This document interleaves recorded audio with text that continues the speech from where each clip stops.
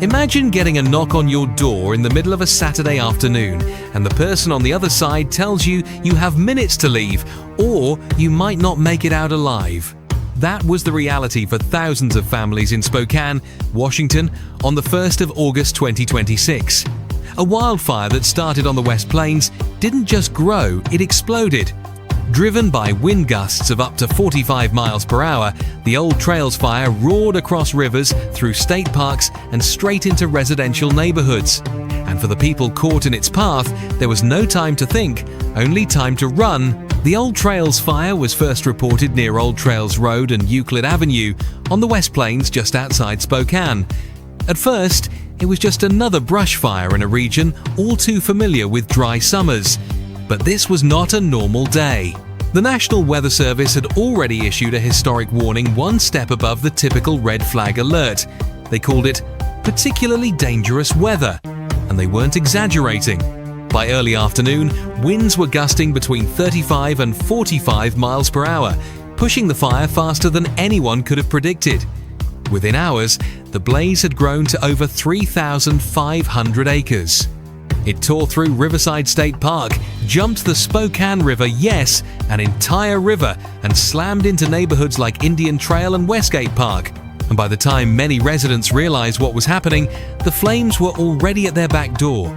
At around 3:30 inches the afternoon, Level 3 evacuation orders went out. That's the highest level. It means go now, don't pack, just leave. And thousands did.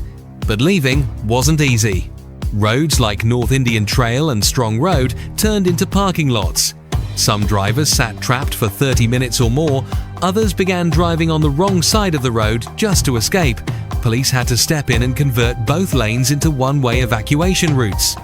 Monica Opfer, who lives near Indian Trail Elementary, watched the fire get so close she could feel the heat on her face. She grabbed her dog, Mabel, and her medication and ran. "I think I lost my home," she told reporters. "I don't know where I'm going to go." Then there's Kayla Sharp. She's 19 years old, and she was at the Spokane Convention Center shelter with her husband and their 6-month-old baby, just trying to find a changing table. "This one's different," she said, "because I have a child now." And for 7-6-year-old Daryl Wagner and his wife Nancy, who'd lived in their Indian Trail home for 31 years, the evacuation was something they never thought they'd have to do. They grabbed their dog, Fritz, and little else. "Well," Nancy said quietly, "if it's still standing." On the front lines, firefighters were facing a nightmare. Major General Gent Welsh, Washington's Adjutant General, said at a press conference that the fire conditions were the worst he'd seen in his entire 8-year career. "When the sun sets and the sun rises," he warned, "we are going to be in shock." Governor Bob Ferguson activated the National Guard to assist with the response.